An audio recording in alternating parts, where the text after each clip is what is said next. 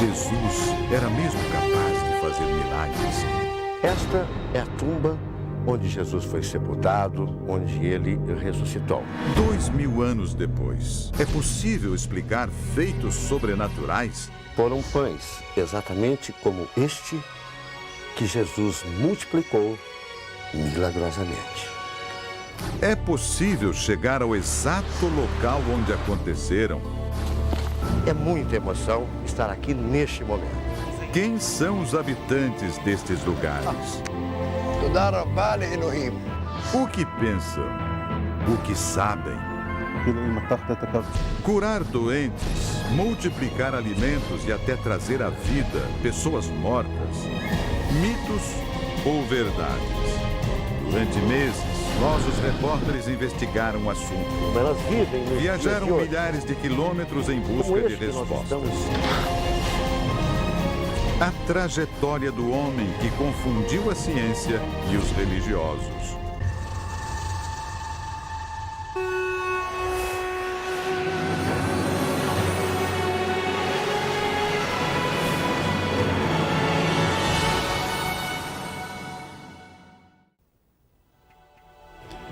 Boa noite.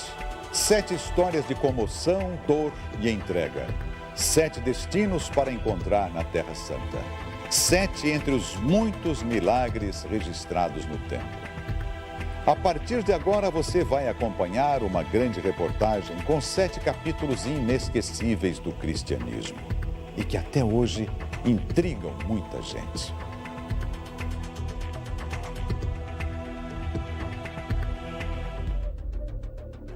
Do alto da colina, vemos Caná. Cidade localizada a poucos quilômetros de Nazaré, no norte de Israel. Entramos numa típica cidade palestina. Aqui, referências a casamentos estão em muitos lugares. Não se trata de mera coincidência. Afinal, é aqui em Caná, numa festa de casamento, que Jesus tornou pública a sua vocação de ajudar as pessoas.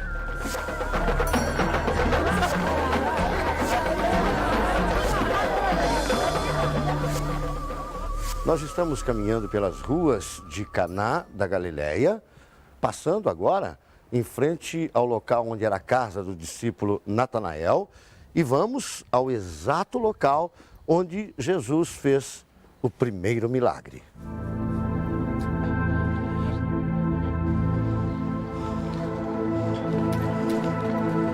Pouco resta da sinagoga onde o casamento foi realizado. Em 2004, arqueólogos confirmaram cientificamente a existência do local. Surgem vestígios da antiga vila de Caná, próximos à atual cidade. 2000 anos depois, vamos conhecer o que restou da antiga sinagoga. Estes escritos em aramaico, em um mosaico, são provas arqueológicas de que o local em que Jesus fez o milagre é realmente aqui. As paredes, o chão da sinagoga, onde aconteceu o casamento. E nós podemos observar que existem várias notas aqui, tem dinheiro de vários locais do mundo, tem dólar, tem shekel, que as pessoas jogam o dinheiro aqui na esperança de que também sejam beneficiadas com algum milagre.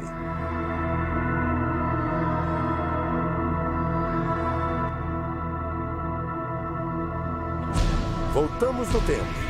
Diante de todos os convidados, algo difícil de acreditar está para acontecer. Era uma festa de casamento. Jesus e a mãe dele, Maria, haviam sido convidados. Tradicionalmente servia-se o vinho, que era sinônimo de alegria. No meio da festa, o vinho acaba. A falta dele é grave. Para entender por que a bebida é tão valiosa, é preciso mergulhar nas tradições judaicas. Um achado recente nos leva para a estrada. Estamos a caminho de Nazaré, a cidade onde Jesus passou a maior parte de sua vida. Logo na chegada, a imagem surpreende. Essas pessoas fazem questão de se vestir e trabalhar como há 2000 anos.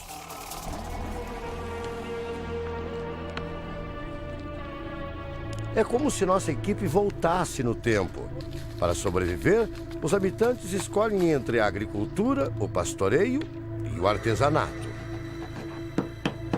Em 1996, o arqueólogo norte-americano Steve Fan é contratado para construir um vilarejo como dos tempos bíblicos. As escavações começam e ele encontra algo totalmente inesperado: um lagar de 2000 anos. Lagar é esse conjunto de pedras e reservatório. A equipe da Record consegue autorização para experimentar essa preciosidade. Nos é permitido usar o lagar da mesma maneira em que os vizinhos e amigos de Jesus faziam. É claro que na época de Jesus o vinho era produzido de uma forma totalmente artesanal. E as uvas, elas eram pisadas, eram amassadas com os pés.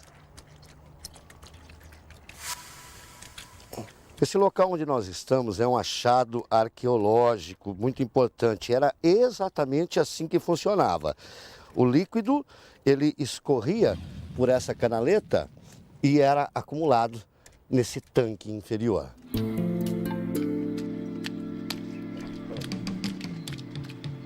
A boa colheita, a produção e a degustação do vinho sempre são motivos de alegria.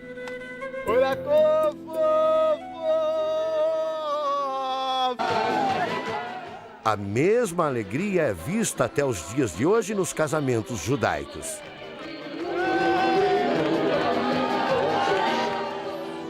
Neste momento, o vinho, sempre presente, sela a união.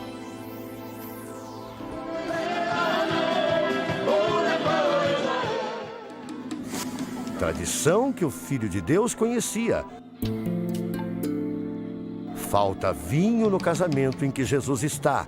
É preciso agir.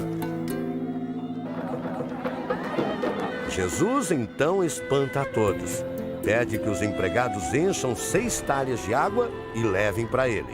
Ao ser servida, a surpresa: a água já não existe mais.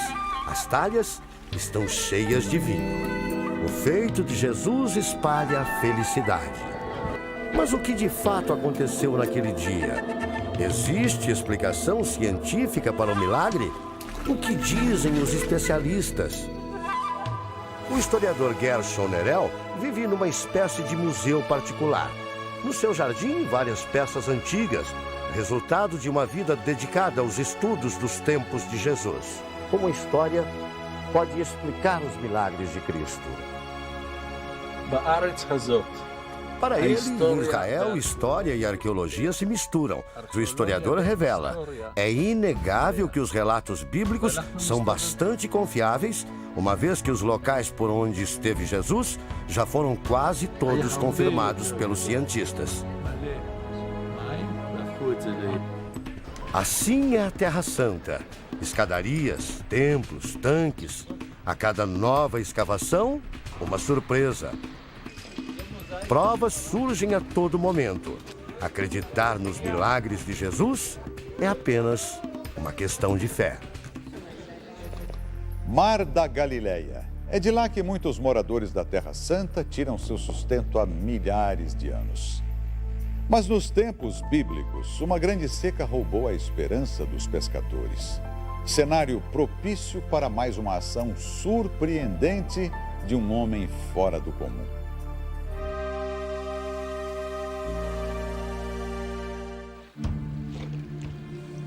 A lua cheia promete mais um dia de fartura no Mar da Galileia.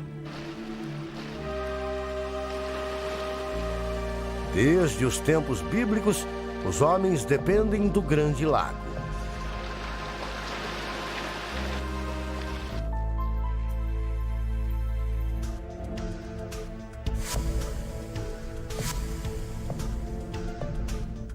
Os tempos mudaram, mas a luta dos pescadores continua a mesma. Então nós vamos acompanhar o Aminon num dia de trabalho dele. Vamos lá, Aminon?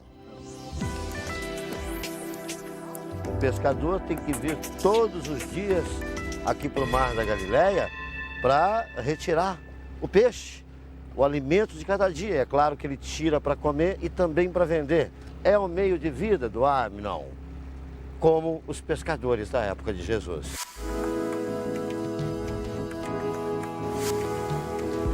O cenário é deslumbrante. Por essas águas, Jesus esteve diversas vezes. Aqui, Jesus andou sobre as águas. Aqui, Jesus também acalmou a tempestade.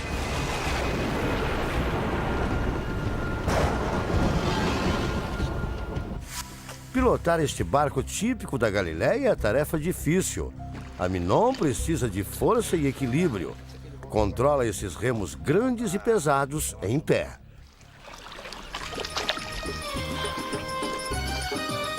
Ele me convida a jogar a rede no Mar da Galileia. Eu aceito o desafio. Vou repetir o que faziam Pedro e Tiago, pescadores e discípulos de Jesus. Aminon bate na água para atrair os peixes.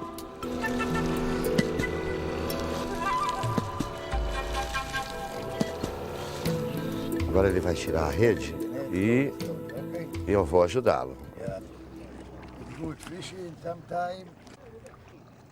Oh, uma tilápia!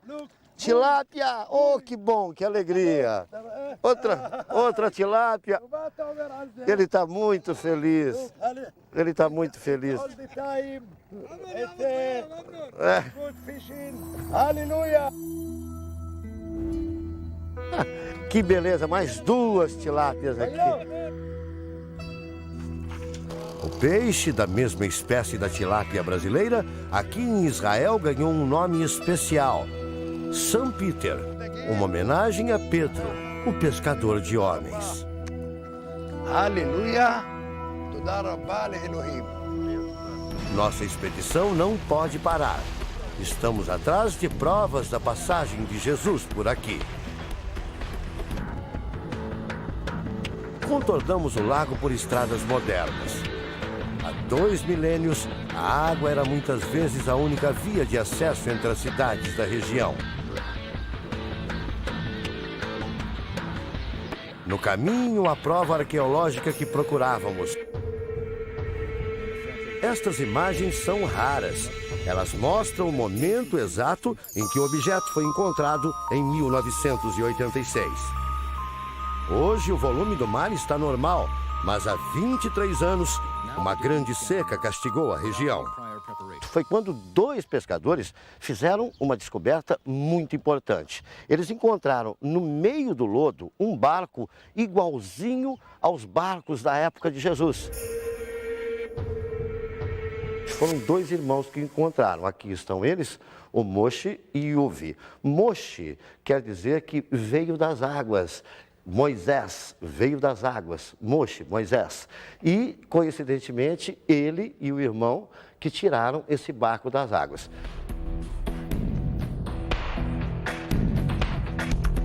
Os irmãos chamaram um arqueólogo. A alegria estava estampada no rosto de todos. No momento em que tocaram o barco, começou uma chuva torrencial.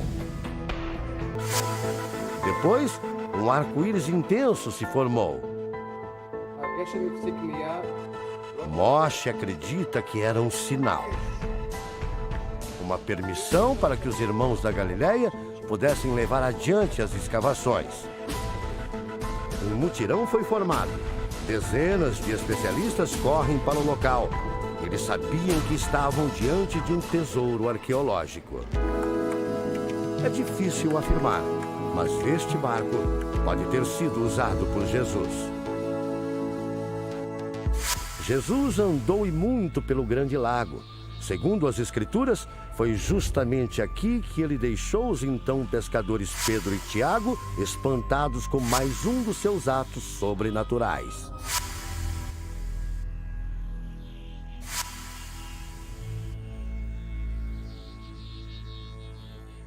Jesus estava neste local pregando para uma grande multidão.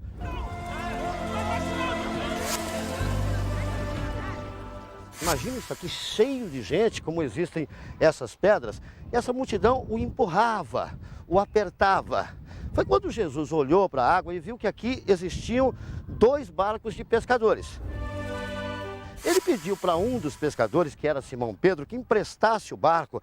Ele começou a pregar de dentro do barco para não ser empurrado pela multidão. Jesus então pergunta a Simão Pedro, como foi a pescaria? E ele disse, não pescamos nada a noite toda. Jesus diz a ele que jogue a rede novamente. Simão Pedro acredita em Jesus, joga a rede e a rede vem cheia de peixes. Até então, Simão Pedro não sabia quem era aquele homem, mas ele percebe, tratava-se de Jesus. Então ele se ajoelha aos pés de Jesus e diz, afasta-te de mim porque sou um pecador. Jesus diz a ele, não temas, doravante serás pescador de homens.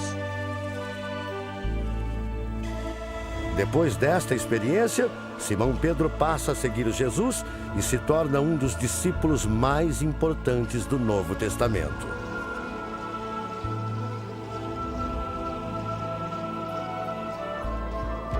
Você vai conhecer agora um homem simples que vive num casebre, mas que não vende seu quintal milionário por nada deste mundo. O motivo? Ismael é dono de um achado arqueológico recente, palco de mais uma passagem de Jesus.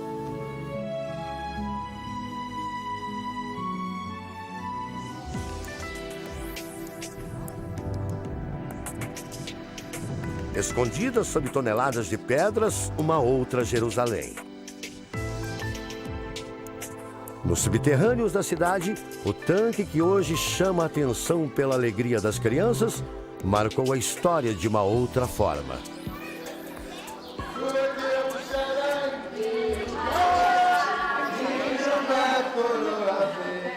Nós estamos entrando agora na Cidade Santa para contar um dos milagres mais conhecidos de Jesus, a cura do cego.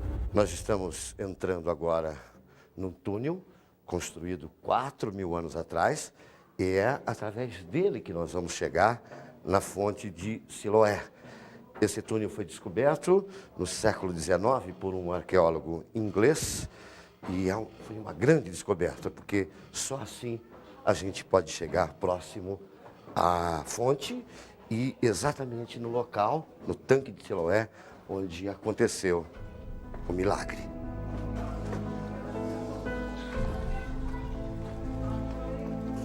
Não estamos sozinhos. As passagens subterrâneas e milenares atraem milhares de fiéis. Este local é visitado por religiosos do mundo todo. Neste momento, tem um grupo de judeus aqui. E o curioso é que os grupos de judeus andam com seguranças armados. Vejam só. A travessia fica mais difícil. O túnel tem mais de 500 metros de comprimento e a água pode chegar até a cintura. Em alguns locais, em alguns pontos do túnel, a gente tem que ir agachado. Eu tenho 1,76 m de altura, não consigo ficar em pé. Nós vamos agora apagar a luz da câmera para vocês terem uma ideia de como é que apaga. Ó, eu só estou com a minha lanterninha, com a pequena lanterninha. Agora eu vou apagar a lanterninha também. Breu total. Após a dura e escura caminhada, começamos a ver a luz natural. Vamos conhecer agora o tanque de Siloé, o local do milagre.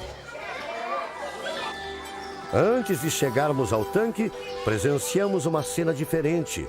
Uma pequena piscina com água que vem pelo túnel faz a alegria da criançada. Aqui ao lado, nessa porta, tem um aviso que é proibido entrar, que é uma propriedade privada. Mas o dono da casa, nós vamos conhecê-lo agora.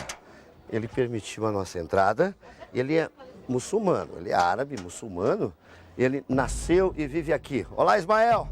Tá bem? Ele nasceu aqui. É uma casa bem simples, a casa que ele mora. Aqui está a casa. Parreira de uva na frente, um local fresquinho, agradável.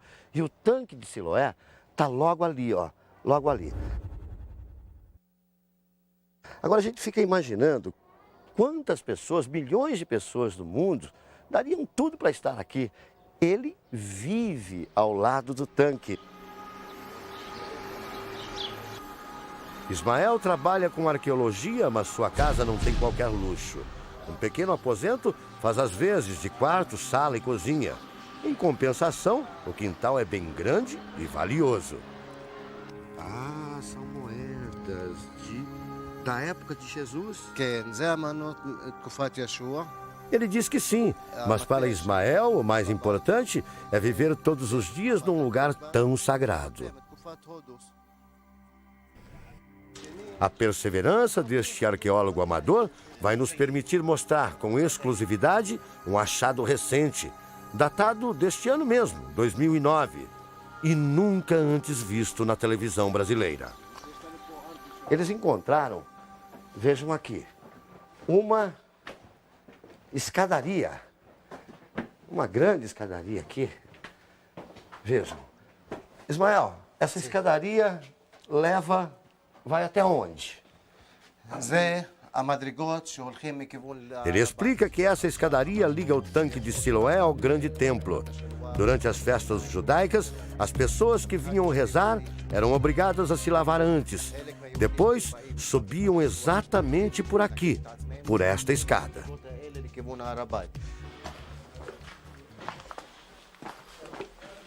Vocês podem ter certeza, por esses degraus, caminhando, como nós estamos caminhando agora, com certeza passou Jesus. Ele também pisou nessas mesmas pedras onde nós estamos pisando agora.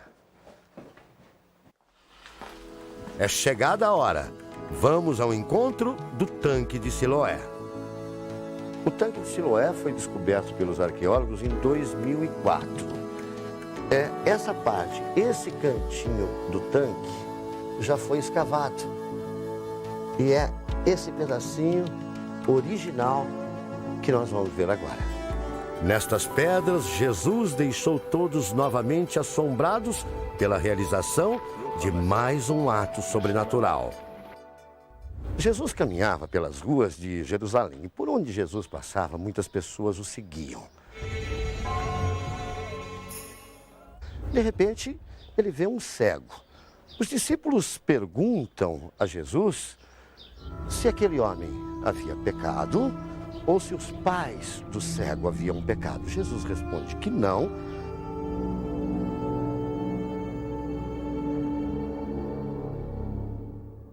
Pega uma porção de terra, um punhado de terra, cospe, com a saliva forma um lodo, coloca o lodo nos olhos do cego e diz que ele se lave no tanque de Siloé.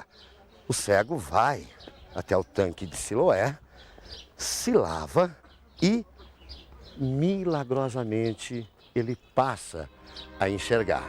Eu vim a este mundo para juízo, a fim de que os que não veem vejam, e os que veem se tornem cegos. O Departamento Israelense de Antiguidades é o responsável pela descoberta do tanque de Siloé.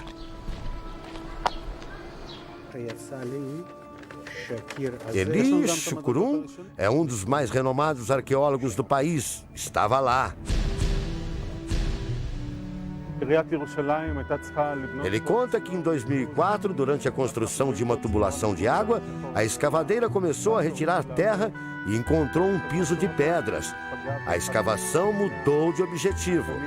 Estudos e testes comprovariam: os trabalhadores estavam diante de um dos mais importantes achados dos últimos tempos. O tanque onde o cego voltou a enxergar. Enquanto os historiadores trabalham, as crianças cantam. Um clima de paz em outro cenário sagrado para os cristãos.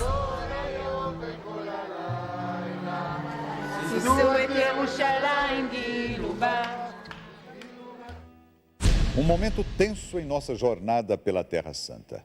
Nós, os repórteres, cruzam a fronteira e entram em território palestino. É preciso encontrar o local exato onde, há 2000 anos, Jesus mandou um homem morto voltar à vida. Será verdade?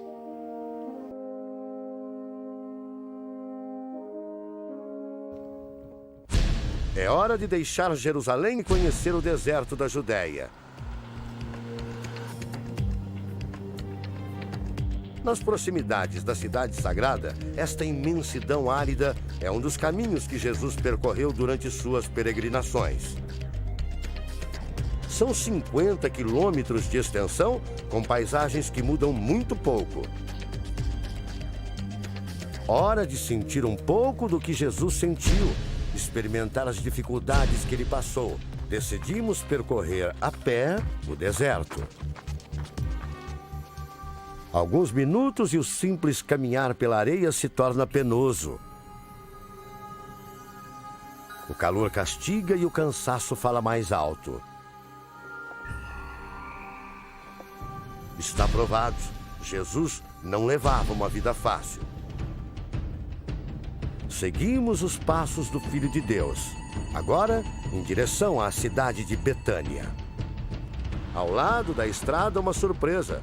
Uma cena perdida no tempo.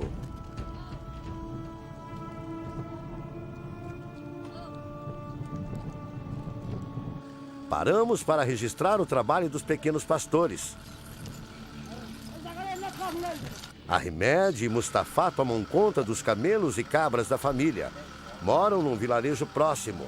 Este pequeno oásis é um dos poucos lugares onde os animais encontram o que comer. Os garotos seguem sua rotina, cruzam a fronteira onde passado e presente se encontram. Nossa missão é encontrar a tumba de Lázaro e voltamos para a estrada. O destino agora é uma cidade palestina. Chegamos a El Azahia, nome árabe da cidade de Betânia.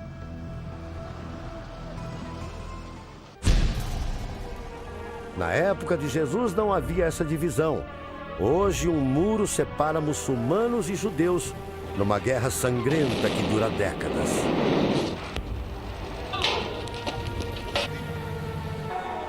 Em meio à disputa, a cidade resiste.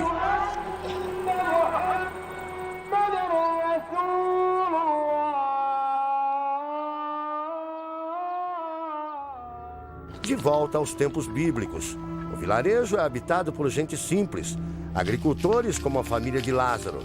Segundo as Escrituras, um grande amigo de Jesus.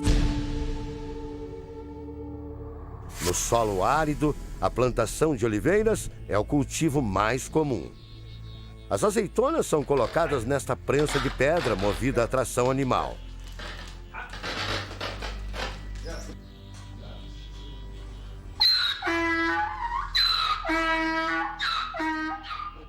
Depois de amassadas, são colocadas em cestos e, com a ajuda deste equipamento rústico, o óleo é extraído.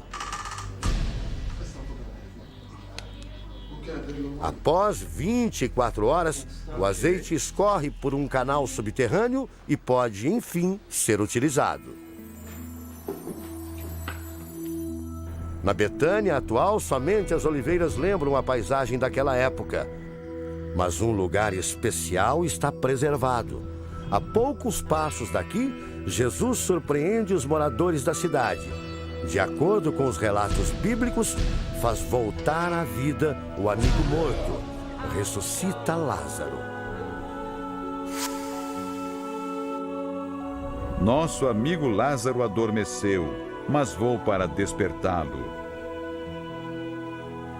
Jesus chega aqui em Betânia e é informado que Lázaro morreu há 4 dias. A irmã de Lázaro, Marta, diz para Jesus que se ele estivesse aqui, certamente Lázaro não teria morrido. E na porta da tumba, Jesus ordena: Lázaro, saia. Ele ressuscita e sai por esta porta, a porta da tumba. E nós vamos entrar na tumba agora, conhecer a tumba de Lázaro e saber como eram sepultadas as pessoas naquela época.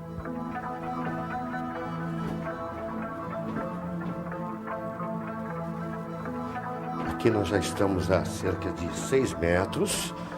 Na hora que eu chegar aqui na antecâmara, cerca de 8 metros mais ou menos. Nessa antecâmara eram realizados os velórios. E o corpo era colocado ainda mais abaixo. E aqui tem um buraco, o local onde as pessoas vinham observar os corpos que eram colocados na tumba. Lá, de fato, é a tumba, onde nós vamos entrar agora. É um espaço bem apertado, apenas o suficiente para passar um corpo. E aqui é onde o corpo de Lázaro foi colocado.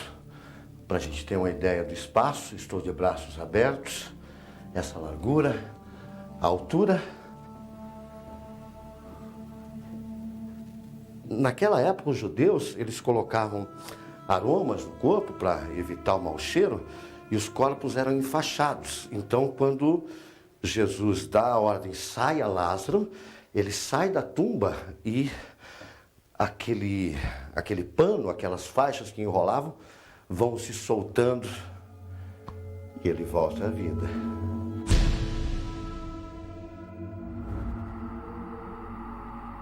Nós estamos num dos palcos dessa história emocionante.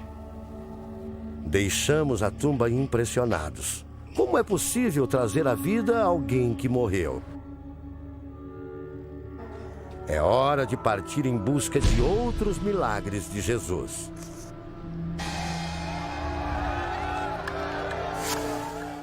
É preciso alimentar uma multidão. Mais de 5.000 pessoas estão famintas. E agora? O que fazer?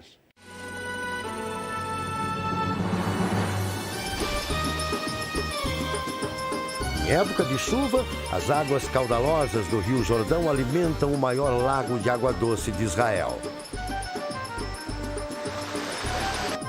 Por aqui, em que o deserto quase domina a paisagem, a água sempre foi uma preciosidade. Desde os tempos bíblicos, homens e animais dependem destes rios e lagos. Cenas como essa podem ser vistas todos os anos. Na conta dos biólogos, 1 bilhão de pássaros chegam a Israel à procura de alimento.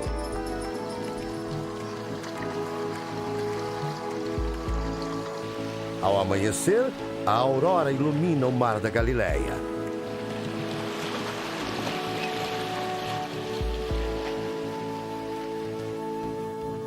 Seguimos viagem margeando o lago.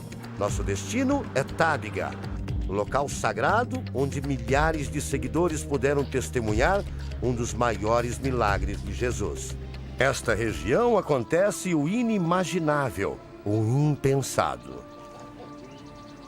Era o começo da vida pública de Jesus, ele já arrastava multidões. Essas pessoas não se importavam com o calor intenso que faz aqui, com a dificuldade do terreno, com os espinhos no caminho. Uma multidão sempre o acompanhava para ouvir as suas pregações. Um dos locais é esse onde nós estamos, no sopé do Morro das Bem-aventuranças e às margens do Mar da Galileia.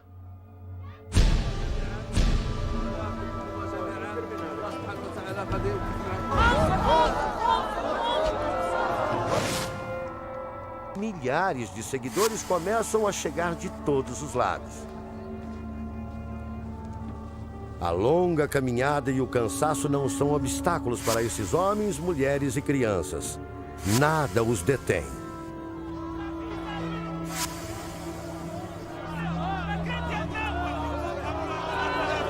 Mas o dia está no fim e a fome começa a incomodar. Entre a multidão, apenas alguns poucos pães, cevados e peixes são encontrados. Da antiguidade aos dias de hoje, o pão ainda é a base das refeições das casas de Israel.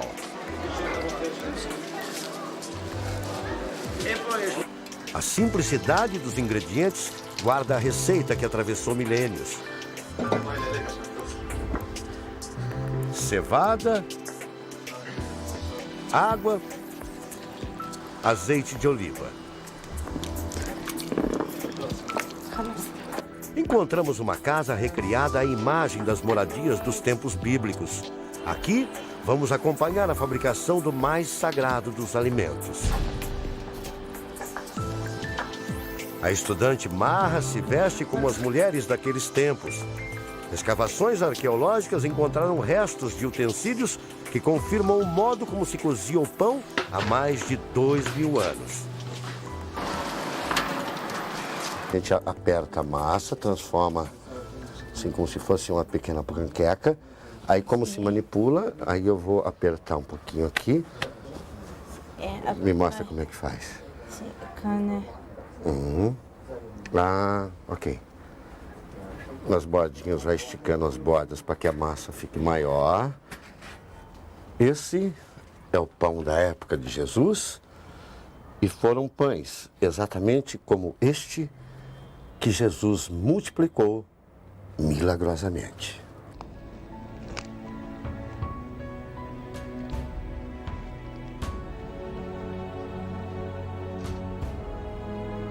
De volta às margens do Mar da Galileia, caminhamos imaginando os passos dele. Olhamos para as águas que o trouxeram e nos lembramos do problema que Jesus estava para enfrentar. Jesus vem pelo Mar da Galileia, desembarca aqui em Tábega, onde havia uma multidão à espera dele. Os discípulos se aproximam e informam que já era tarde, o local deserto e que não havia o que comer. Jesus fica com pena daquelas pessoas e pergunta o que havia de alimento.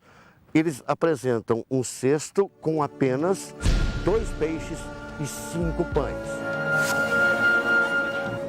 Jesus surpreende e diz aos seus discípulos: Não precisam retirar-se, dai-lhes vós mesmos de comer. Então, Jesus ordena que a multidão seja organizada em grupos de 50 e 100 pessoas. Todos ficam sentados aqui na relva.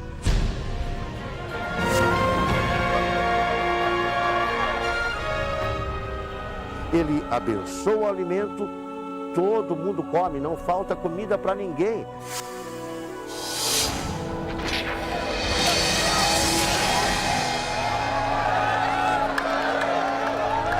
E haviam aqui 5.000 homens, isso sem contar mulheres e crianças.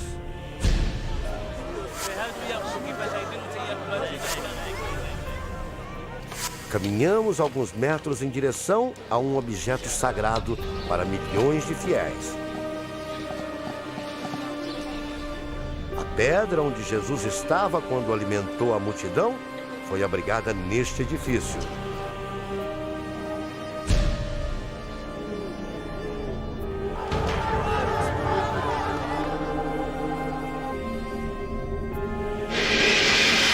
No coração de Jerusalém, a mais de 30 metros da superfície, encontramos o tanque de Betesda.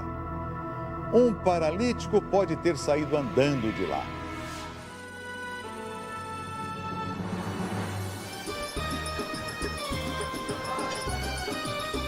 O vai e vem constante na antiga Jerusalém é história viva, pulsando há milênios por estas ruas e vielas.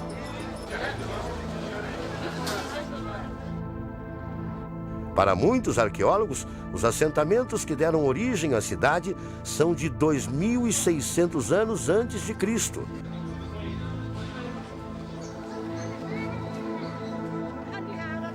Heranças culturais traduzidas em uma verdadeira Babel de costumes, crenças e idiomas. Apesar do conflito constante entre árabes e judeus, aqui na cidade velha de Jerusalém, eles dividem o mesmo espaço. Deste lado é o bairro judeu e as lojas estão fechadas hoje, o movimento é pequeno porque é o Sabá, o dia do descanso. Deste outro lado, o bairro árabe.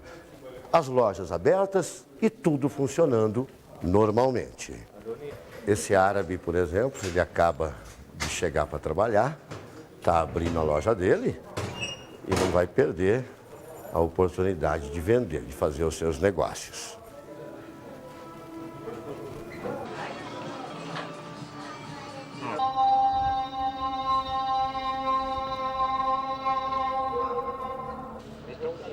A poucos passos daqui, outra cena de fé. Mais uma vez, Jesus deixa todos perplexos. Um homem que estava preso à cama desde o nascimento é curado e fica livre para andar.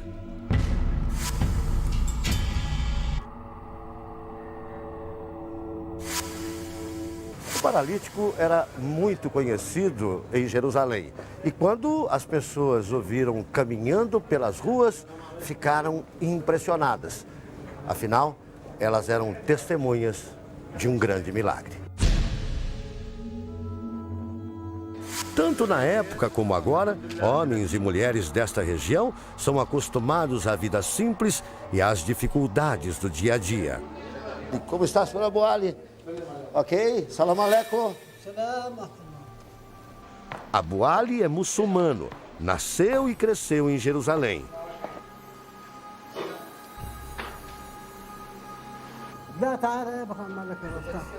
Ele conta que esse forno tem mais de 100 anos, é anterior à Primeira Guerra Mundial. Seu avô, seu pai e agora ele sempre viveram neste lugar. Pergunta ao senhor Abu como ele se sente vivendo na Terra Santa, ao lado de ruínas sagradas para milhões de fiéis. عرب ويهود وأجانب والحمد لله رب العالمين 38 في القدس في البلد القديمة. Feliz aqui.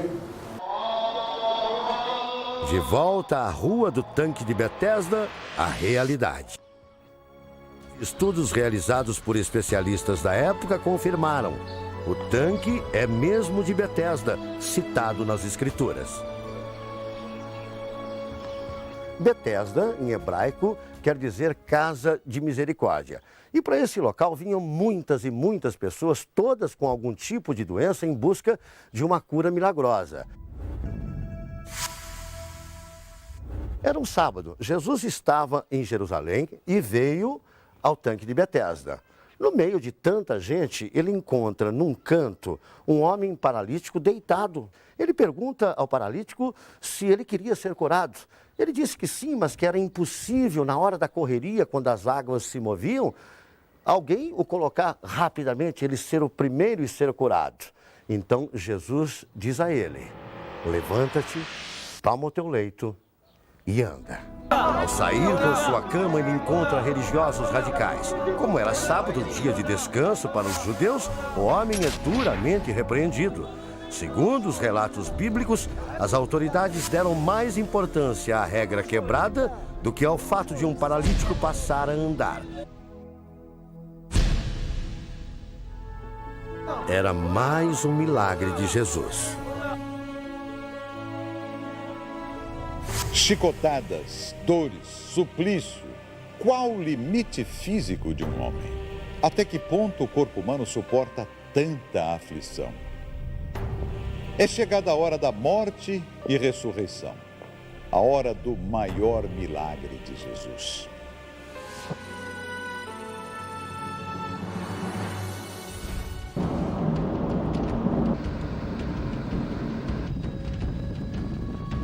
Vamos conhecer a cidade que acolheu Jesus antes da dura jornada rumo ao sacrifício. Ao redor de Cafarnaum, Jesus realiza a maior parte de suas ações fora do comum. O pequeno vilarejo se torna uma espécie de capital de suas pregações.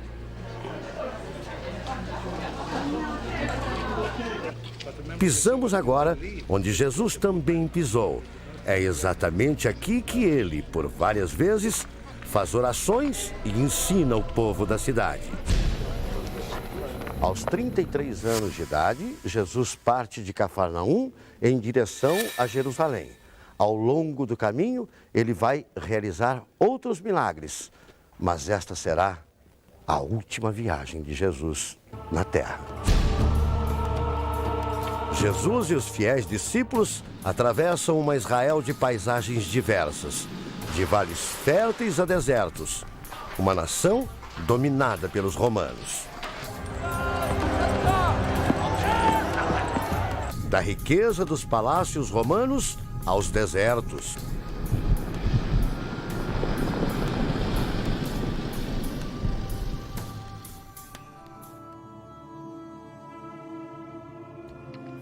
De Cafarnaum a Jerusalém são quase 200 quilômetros. Para Jesus, não há estradas ou qualquer facilidade. O trajeto é pesado, exaustivo, feito a pé, por entre morros e debaixo de um sol escaldante.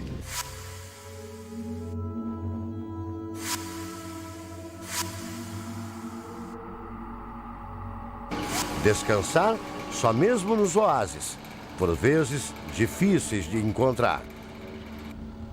Nós estamos nos aproximando agora de Jericó, território palestino. Nós vamos entrar na cidade e não podemos utilizar esse carro, porque ele tem placa israelense. Então nós vamos com o amigo Walid, que é palestino, no carro dele, placa da Palestina. Aquela placa vermelha ali, dali para frente, o nosso carro não pode passar. Então vamos embarcar nesse aqui. Vamos lá. O local é carregado de tensão. Há décadas, judeus e palestinos vivem em guerra. Logo somos abordados por um militar. Apesar do risco, mantemos a câmera ligada. Pouco depois, o soldado dá a ordem e precisamos desligar o equipamento.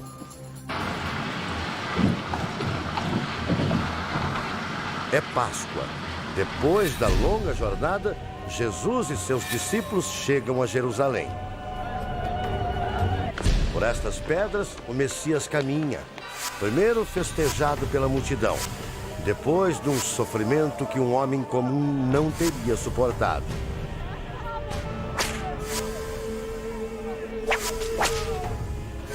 Em Jerusalém, ele expulsa mercadores do templo e desafia as autoridades religiosas da época. Temerosos, os donos do poder tramam sua prisão e morte. Depois da Santa Ceia, ele veio com os discípulos aqui para o Getsemane, onde sofreu uma grande angústia e chegou a transpirar sangue. Ele já sabia qual era o seu destino. Então pede aos discípulos para que fiquem em vigília, para que não durmam, mas eles dormem. É quando chegam os soldados romanos, Jesus é capturado. Hoje, nestes jardins, um encontro com a emoção. Na expressão dos fiéis, de rostos e sotaques diferentes, um sentimento de reverência. Pai, é chegada a hora. Glorifica o teu filho, para que o teu filho glorifique a ti. Aqui começa a Via Dolorosa. Aqui começa o flagelo de Jesus. E lá dentro da fortaleza é onde Jesus passou as últimas horas preso. E é para lá que nós vamos agora.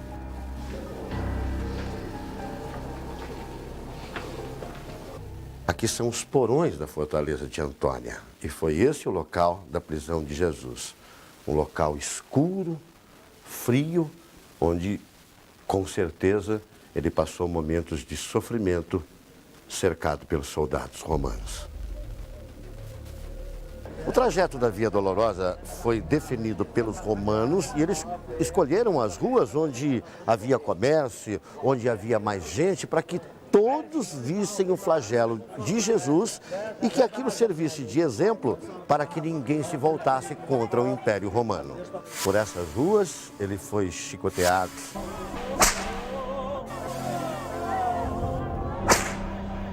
Ele foi humilhado, sangrou. Por aqui foram os últimos passos de Jesus em direção ao Calvário. O movimento é constante aqui. São judeus, são muçulmanos, são cristãos que passam por aqui e pisam nessas pedras que são originais da época de Jesus. Independentemente da religião, da fé de cada um, todos sabem Jesus pisou exatamente onde nós estamos pisando agora.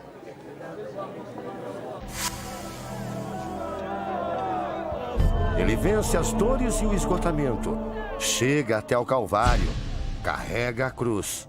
A cada chicotada parece redobrar as forças, sofre muito, mas não desiste. Neste monte é crucificado junto a 2 ladrões. Pai, nas tuas mãos entrego o meu espírito. Esta é a tumba onde Jesus foi sepultado, onde ele ressuscitou.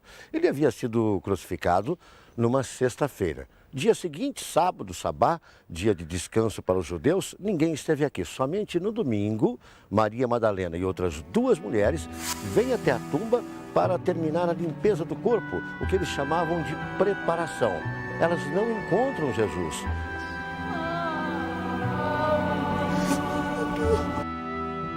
Jesus havia ressuscitado.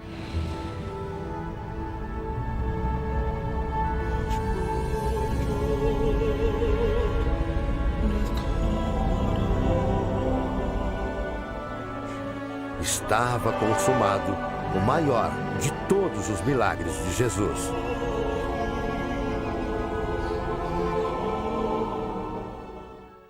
Vamos conhecer a tumba.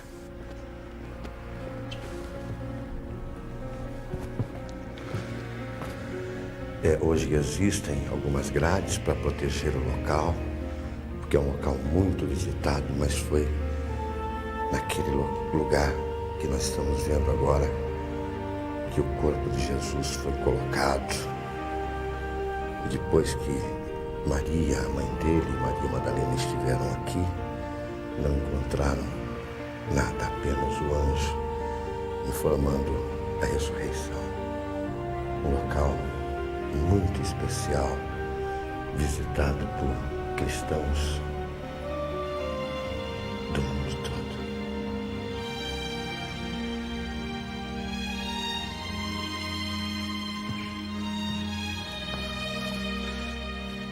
Aconteceu uma coisa que não é comum.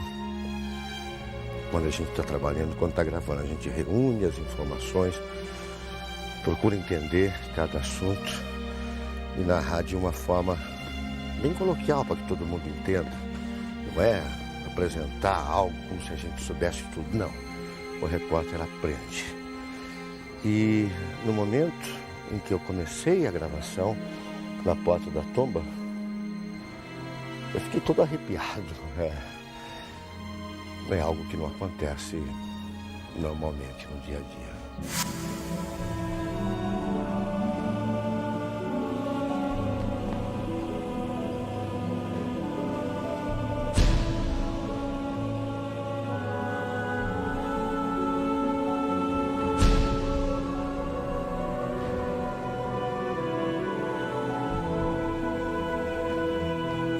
Em 6 meses de reportagem, nossa equipe conheceu de perto os vestígios de 7, entre muitos milagres que Jesus realizou em Israel.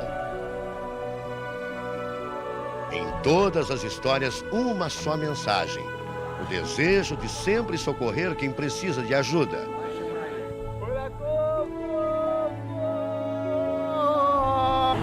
Mensagem que foi traduzida por um registro do livro sagrado. Disse Jesus: vinde a mim, todos os que estáis cansados e sobrecarregados, e eu vos aliviarei. Mensagem de fé que pode nos ensinar muito nos dias de hoje.